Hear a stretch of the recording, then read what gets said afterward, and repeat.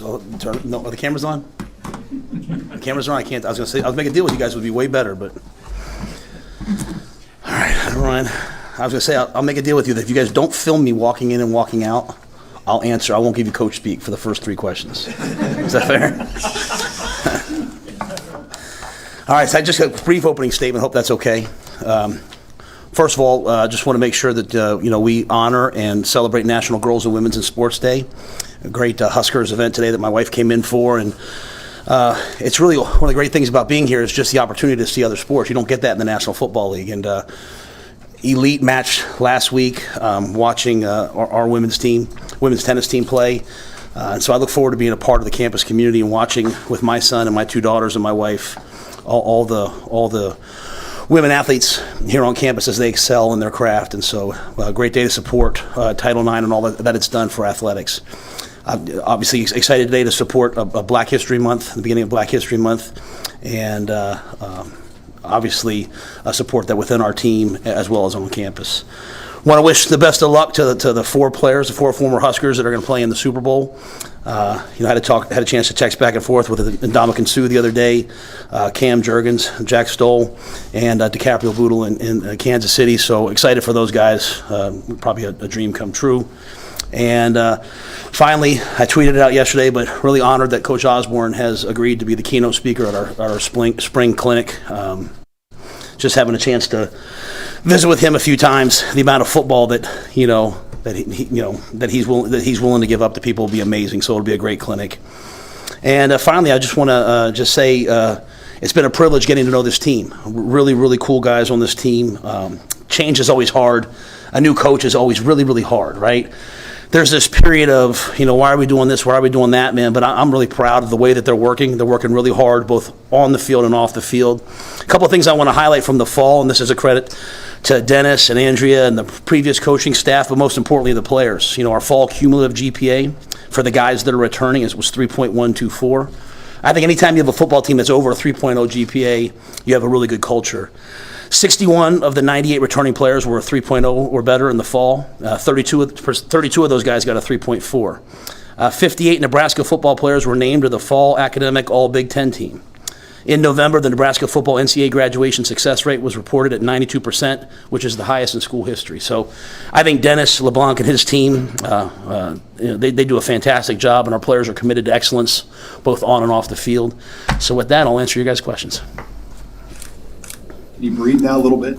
After saying that, or from just the past 2 months, everything you've been through, adding the number of players you guys have added, hiring coaches, can you kind of finally focus on the team here in Lincoln? Yeah, well, that part, because there's not going to be any breathing. We're in a sprint, right? Coach Paterno used to always tell us to run scared, and we're going to sprint. We're not taking a break. Now the focus is just purely on the guys that are here, and as I said, there's a lot of winners on this team. There's a lot of guys that I need to do a great evaluation on to help them be the most successful they can be. Hey, should I play this position or that? What should I do?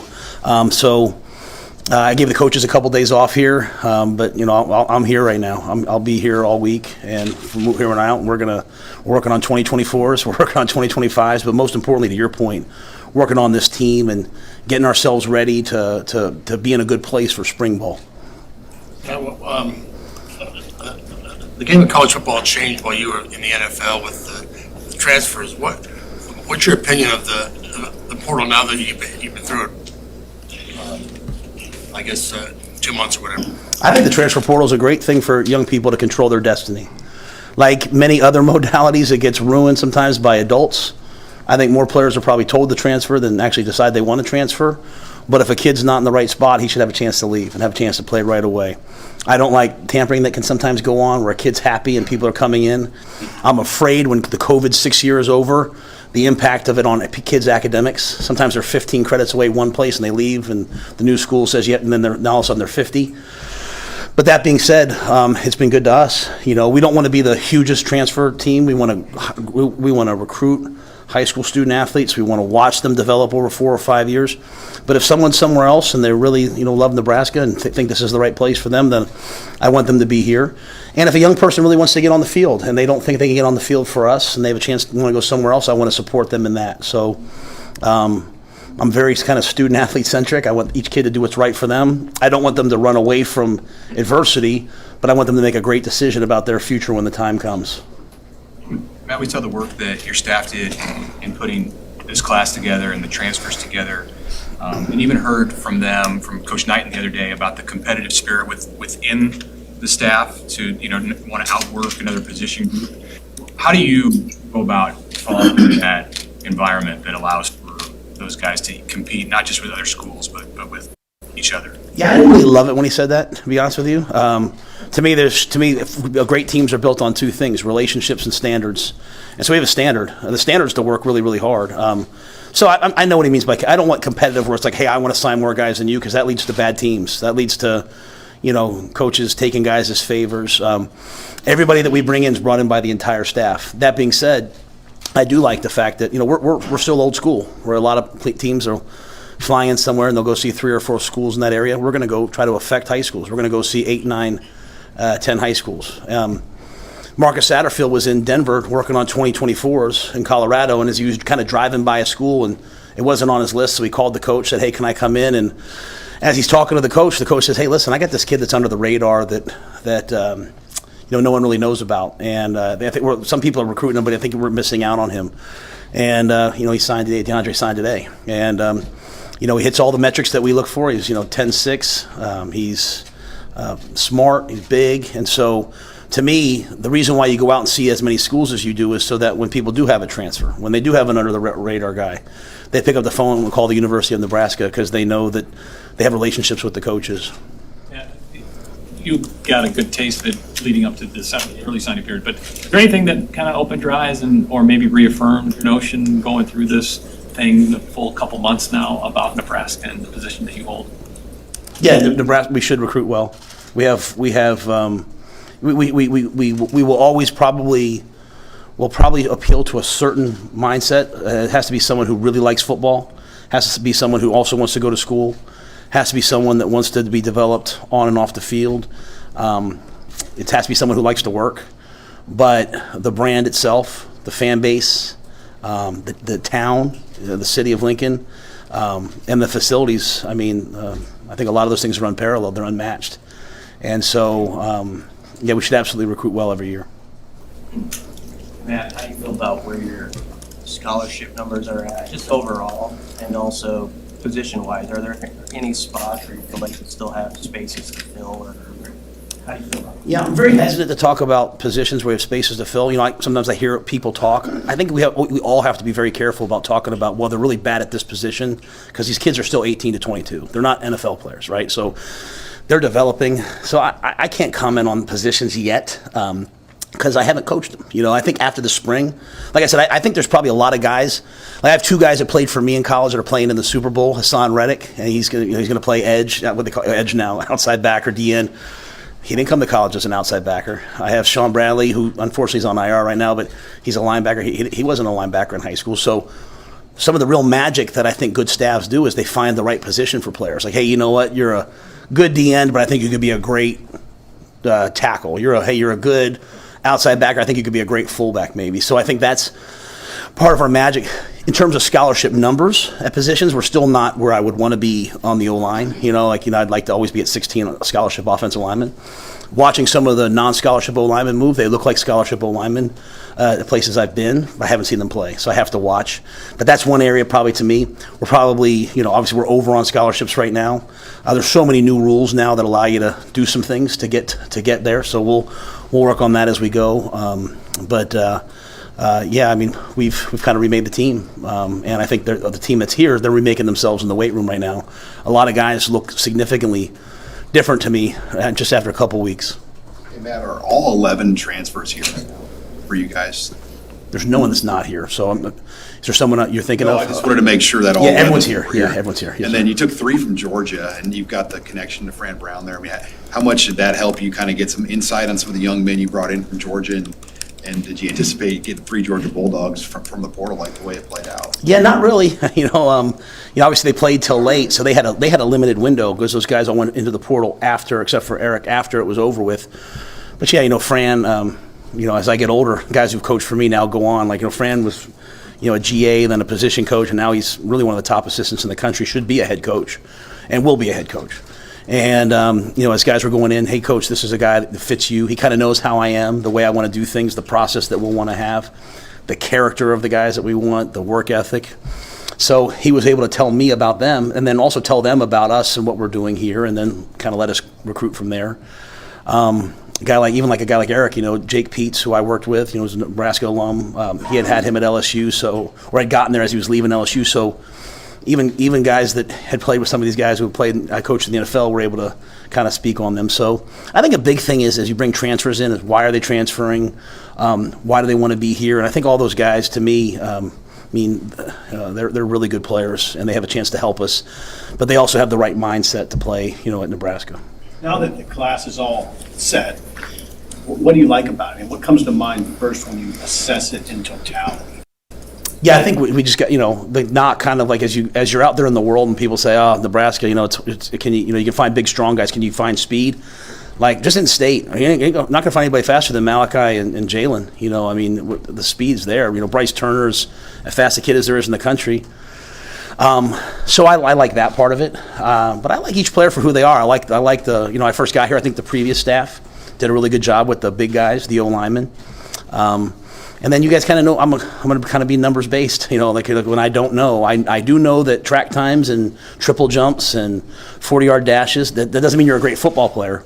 But when I'm not sure, those things guide you, right? They're just a rock that you can kind of lean on. And so when I see a kid who's a 47-foot triple jumper and likes football, I'm going to take a chance on him. And so if they have the right mental, and so I like some of those things that we were able to bring in.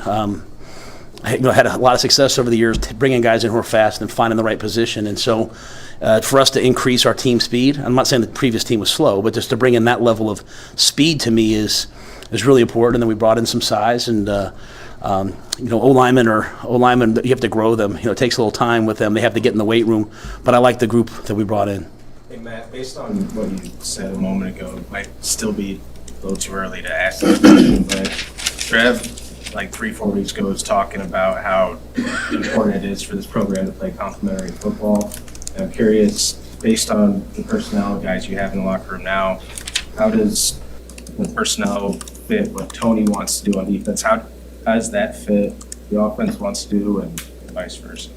Yeah, my goal is to hire coordinators who are smart enough to utilize their best players. I'll make them every year. I make them really every spring, every fall. I make them rank the playmakers, make them rank the guys on defense who can affect the ball, and build an offense and a defense that can put those guys on the field. So, when we say, well, Marcus is what I liked about what Marcus did last year at the end of the year at South Carolina was everyone was injured. He was playing with 4 tight ends, and the tight end might be taking a speed sweep. He might be lining up a wide out. He used who he had. So I think we'll find that there's enough talent to go out there and play complementary football. I think the biggest thing is when you say complementary football, to me it's teaching the game. Like lots of people teach X's and O's. They teach their offense.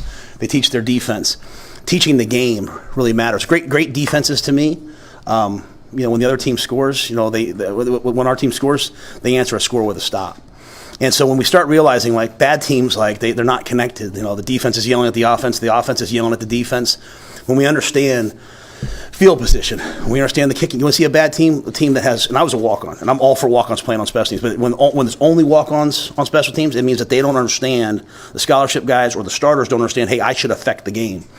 Hassan Reddick was a first-round draft pick, and he was running down on punt. I know Ed shared that with you guys the other day. Like, guys should want to affect the game. And so we want them to understand what the offense does, even if they get 2 first downs and have to punt the ball. And we have a great punt team, and they have a 42-yard net. That then lets our defense play better football. And so that teaching of the game, that teaching of the clock management, like there's a time to play fast, there's a time to play slow. There's certain times of the game where we really have to understand, the middle 8, which is the last 4 minutes of the first half, the first 4 of the second half, the last 5 minutes of the game. So we want to teach them the game. And so when they watch the game, they're not just watching, oh, so-and-so made a play, oh, so-and-so made a play. It's more about the little things that happen to allow us to have big moments. I hope you see a team next year when you watch us play, when we When a guy has a long run, he's not pointing at the crowd, he's pointing at his own lineman. I hope you see us, actually, when a guy has a sack, he's not sitting there. I mean, I want him to throw the bones and all that, but then he better turn around to the DBs who covered everybody. So that's complimentary football to me. And it's not me. I'm able to do what I can do because of the guys around me. So we'll try to do that. I know you're asking about the roster. I just don't know yet. I feel really good about the way areas we're heading, but it's a long, slow process. You take 39 new faces and blend them with guys that you probably don't know that well yet because you've only been here 2 months. How do you learn everybody in such a short, compressed amount of time? They all have their names on the back of their T-shirts. That's number one. Literally, in today's society, teaching, I literally had to say to the guys, hey, guys, do me a favor. When you guys walk up and say hello, for the first couple weeks, just introduce yourself again. I'm meeting 120 new players. There's one of me, there's 120 of you. And I just think being around guys, being around each other, we divided our team up into competition teams the very first Sunday. Not O-line, D-line, but, just everybody getting to know everybody. Because we don't want them to see each other in terms of offense, defense, freshman, senior, walk-on scholarship. They're all people. And all people have dreams and all people have fears and just get to know each other. So I think when you have that kind of holistic approach, when you have the same standards for everybody, the best players in our program don't get the perks. The guys who work the hardest get if there's any perks, they get them. And then, just try to be around, right? As coaches, the more we're around the guys, the more we get to know each other. There's no more, the guys aren't taking their food in the cafeteria and leaving anymore. We sit down, we eat, coaches, they go in, they sit down with the players. We're gonna build something where we all know each other. Who you lean on to kind of help with that culture piece? I'm sure it's everybody, but who are the people that you've really kind of gone to, and who came up with that idea about the cafeteria? No, we've done that everywhere we've been. Yeah, it's just most places you go, guys are kind of always in a rush. They're always on their phone. They're always so we just kind of come up with some standards that what do they have to do with winning? Nothing, but everything. It's if you're willing to sacrifice a little of yourself for the team every day, you have a chance to have a good team. I think we count on everyone to do that. There's some guys on our roster. Corey, obviously, in the weight room, and his staff, they are around the players way more than we are. I tell them, hey, the academic area and the locker room are extensions of the weight room, so go be present, walk through there. Our recruiting guys, they do such a good job building relationships, and when the guys get there, a lot of places they kind of forget about them. Well, no, we continue to want to be around those guys. We try to do at least one thing a week that's kind of team building-ish. It's not mandatory, but, hey, Madden tournament, hey, whatever, just get them around each other. And then, I have 14, I think right now the number's at 14 former players of mine in some role within the organization, whether it's weight room, recruiting, and that's Western Carolina, that's Temple as an assistant, Temple as the head coach, Baylor, and then a couple of Carolina Panthers. So having guys that can explain when the players are like, what's wrong with Coach Rhule? This is what's wrong with him. This is what he really means. It's really vital.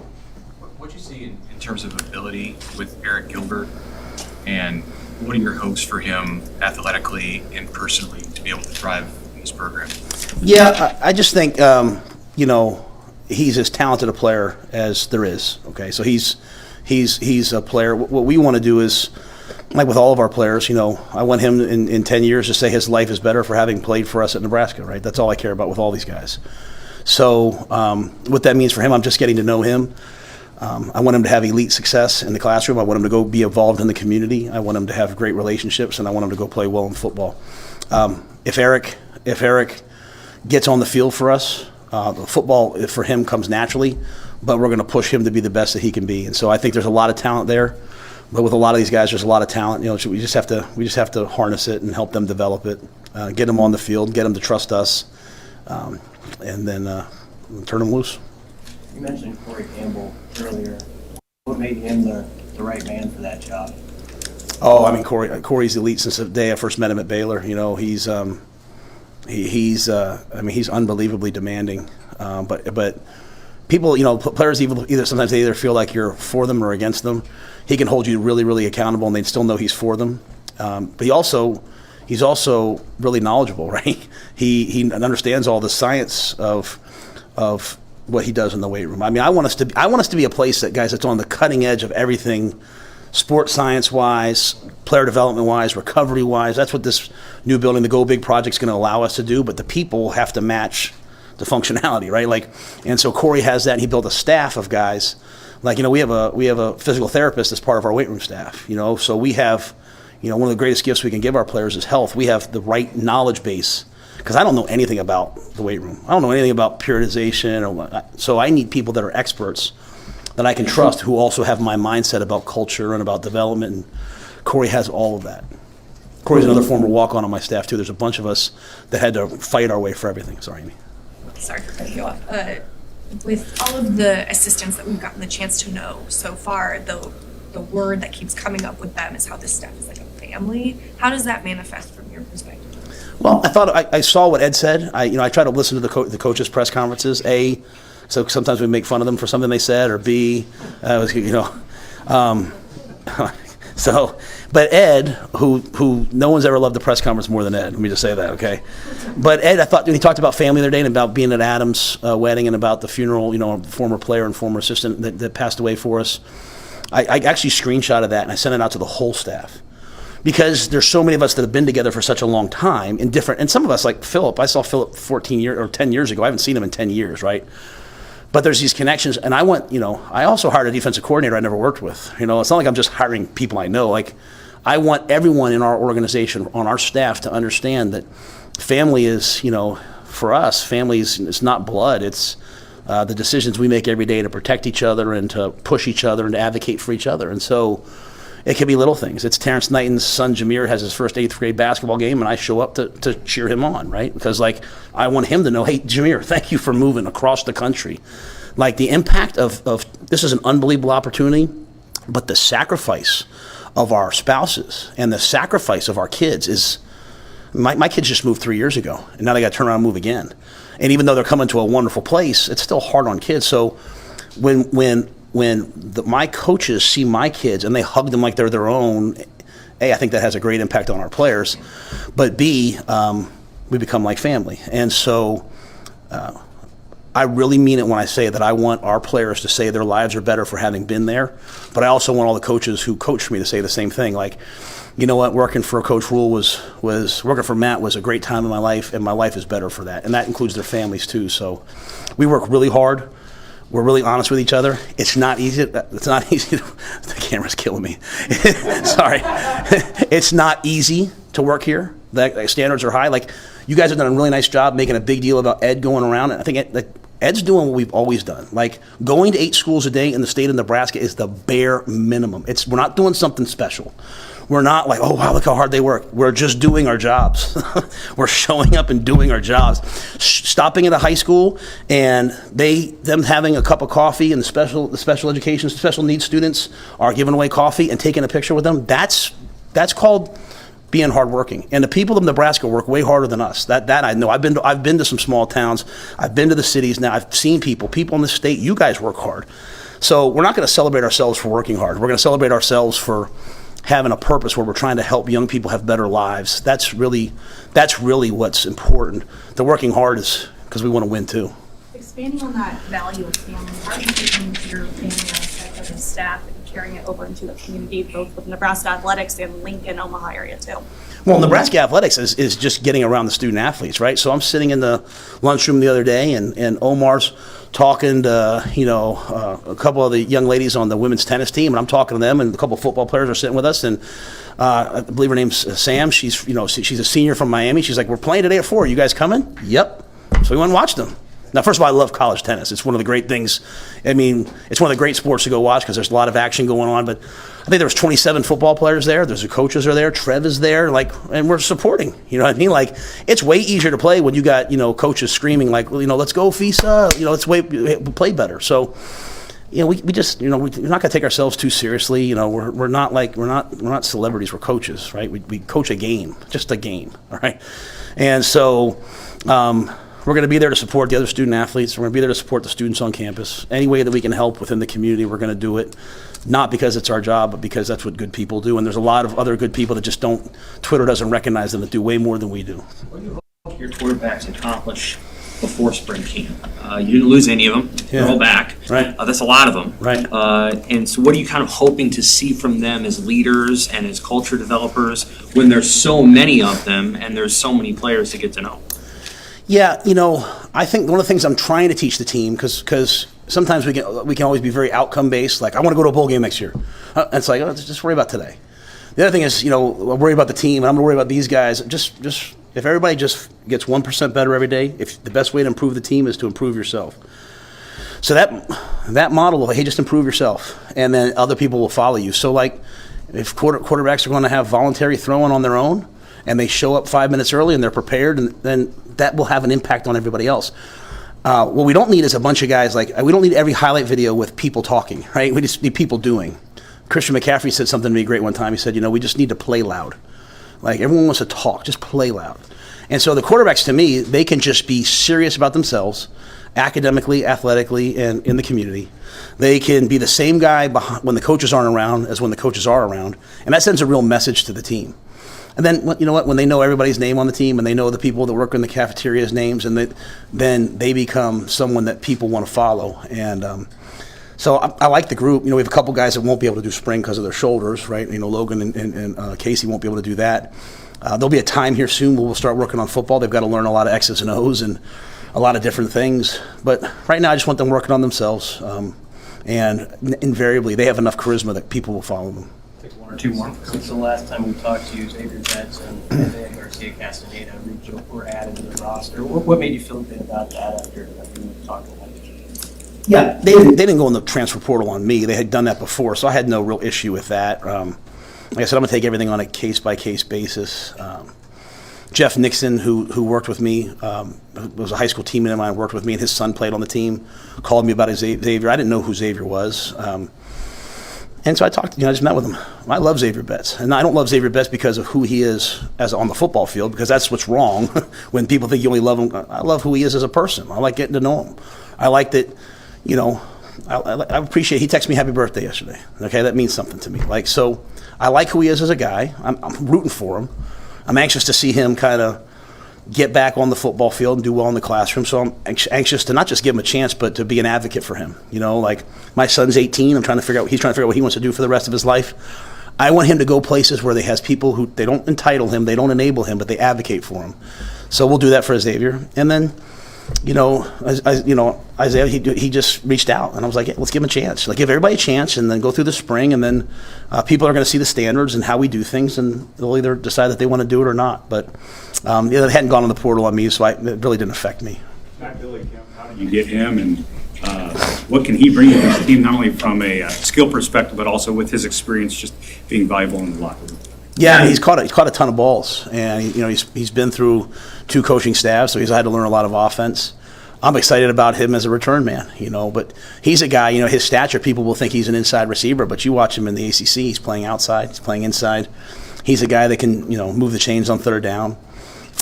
He's competitive. He's a guy, as I watched, to your point about the quarterbacks, I watch him mentor other people by doing the right thing himself and kind of bringing some young guys along the way. But we want to be dynamic in special teams. We want to score on special teams. I'm not saying we will. I'm saying we want to, just so everybody knows, before everybody retweets that. But he's a big key to that, right? Because having a veteran punt returner, kick returner, especially in the conditions here, will be really important. One more. You know how big you want the roster to be long-term, like in terms of total players? Like, we've seen it get to 155 all the way down to maybe 110, 115 over the years. Do you have an idea what you want your roster size to be long-term? Yeah, I think a lot of things about the roster are going to be determined just really via Title IX and some of the things, coming in terms of what we can do. So that's probably still working with the athletic department on that. I want to make sure we give kids an opportunity to play here, but also give every kid the right amount of resources. We're not going to have like a walk-on lifting session or a walk-on, like I was a walk-on. That just meant how I got on the team. That doesn't mean once they get here to me, they're non-scholarship players and scholarship players. So we have to make sure the roster is manageable enough that we can really give everybody the academic, life skills, football training, recovery, resources that they deserve. But I don't know what that number necessarily will be yet. I think that's still, probably outside my purview. What comment, if any, can you make about the story that broke today about potentially filing suit against the Carolina Panthers? I can't comment on that. I'm sorry. I understand you have to ask that, but I can't. I'm sorry. Coach, you signed Ismail Smith-Flores this week along with Jeremiah Charles. Both of them only 1 year of high school experience. What was that recruiting process like considering also you had their head coach as your tight end? Yeah, because, before I hired Bob, he called me about Ishmael, Say, hey, I got this kid. You know, he only played 1 year. His dad is in the Iowa football, I think, Hall of Fame. You should check him out.